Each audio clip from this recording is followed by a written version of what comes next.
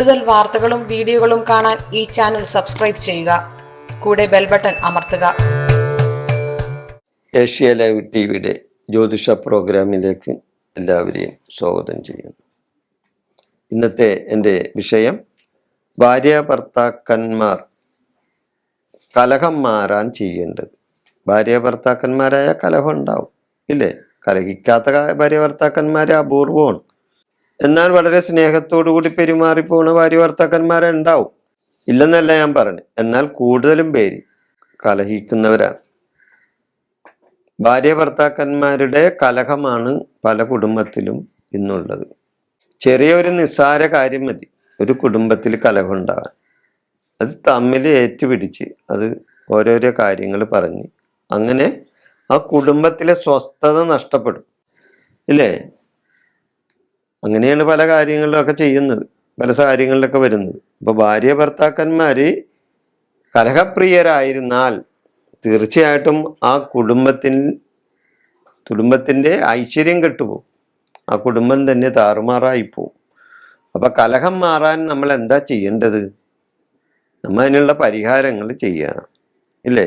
ഭാര്യ ഭർത്തൃ കലഹം പലരിലും ഉണ്ടാകും. ഒന്ന് രണ്ടും പറഞ്ഞ് ഒന്ന് കലഹിക്കാത്തവർ ആരും എന്നും വരില്ല. ചിലപ്പോൾ കലഹം പതിവായി മാറും, ഇല്ലേ? ഭാര്യ ഭർത്തൃ കലഹം പതിവായി മാറിയാലോ ആ കുടുംബത്തിൻ്റെ സ്വസ്ഥത തന്നെ നഷ്ടപ്പെട്ടു പോയെന്നവർ, ഇല്ലേ? ഒരു കുടുംബത്തിൻ്റെ ഭദ്രത എന്ന് പറഞ്ഞാൽ ആ ഭാര്യ ഭർത്താക്കന്മാർ തമ്മിലുള്ള ഐക്യതയാണ്, ഇല്ലേ? ഒരു കുടുംബത്തിൻ്റെ ഭദ്രത എന്ന് പറഞ്ഞാൽ ഭാര്യ ഭർത്താക്കന്മാർ തമ്മിലുള്ള ഐക്യതയാണ്. ആ ഐക്യത ഒരു കുടുംബത്തിന് നഷ്ടപ്പെട്ടാൽ പിന്നെ ആ കുടുംബത്തിൻ്റെ നാശത്തിലേക്ക് അത് വഴിവെക്കും, കുടുംബത്തിൻ്റെ നാശത്തിലേക്ക് ആ വഴിവെക്കും. ഭാര്യ ഭർത്തൃ പരസ്പര ഐക്യത വരുന്നതിനായി ദൈവികമായ പല പരിഹാരങ്ങളും നമ്മൾക്കുണ്ട്. ആ പരിഹാരങ്ങൾ ചെയ്താൽ കുടുംബ സമാധാനം നിലനിർത്താൻ നമ്മൾക്ക് കഴിയും, അല്ലേ? ഭാര്യ ഭർത്തൃ പ്രശ്നങ്ങൾ വരുമ്പോൾ അതിന് പരിഹാരങ്ങൾ ചെയ്താൽ കൂടുതലും ഈ പാപഗ്രഹങ്ങളുടെ അപകാരകാലങ്ങളിലൊക്കെയാണ് ഓരോരുത്തർക്കും പരസ്പരം കലഹം അങ്ങാടും പറയുമ്പോൾ പിടിക്കാതെ വരുന്നത്. പ്രത്യേകിച്ച് ഈ ഏഴരശനി സമയത്തൊക്കെ, ഏഴരശനി സമയത്തും ശനി ദശാകാലത്തും ഒക്കെ ഈ ഒരേ സമയത്ത് തന്നെ ദശാസന്ധി ദോഷങ്ങളൊക്കെ വരുന്ന സമയമുണ്ട്. അതുകൊണ്ടാണ് നമ്മൾ ഈ വിവാഹ മുഹൂർത്തം നോക്കുമ്പോൾ ദശാസന്ധി ദോഷം നമ്മൾ കൂടുതലും നോക്കുന്നത്. അപ്പോൾ ദശാസന്ധി ദോഷമുള്ള ആ സമയത്ത് ഭാര്യ ഭർത്താക്കന്മാർ ചിലപ്പോൾ കലഹിച്ച് എന്ന് വരാം.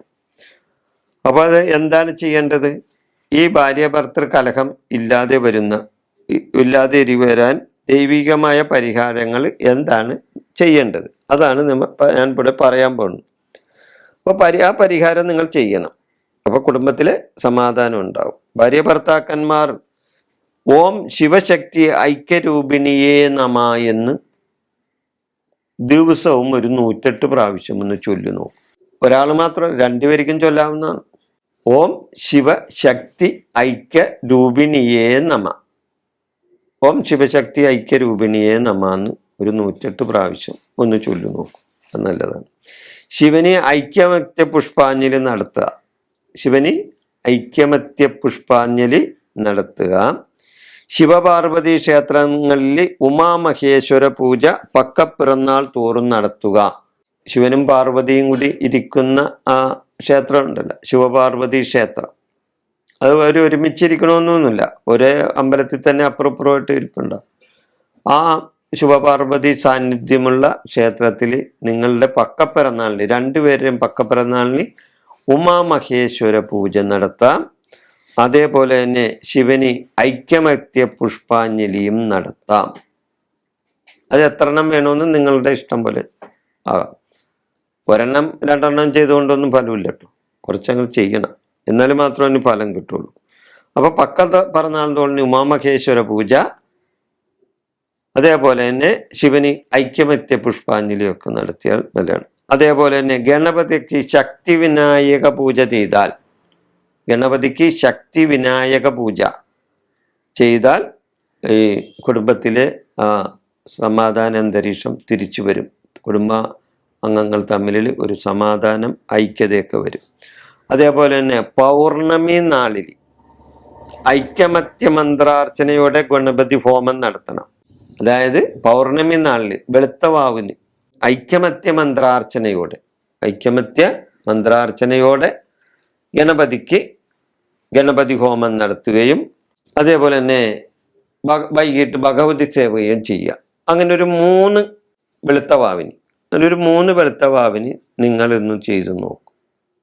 തീർച്ചയായിട്ടും ആ ഭാര്യ ഭർത്തൃ കലഹം മാറിക്കിട്ടും, ആ കുടുംബത്തിൽ മനസ്സമാധാനം ഉണ്ടാവും. ഈ വിഷയം ഞാനിവിടെ അവസാനിപ്പിക്കുന്നു. നന്ദി, നമസ്കാരം.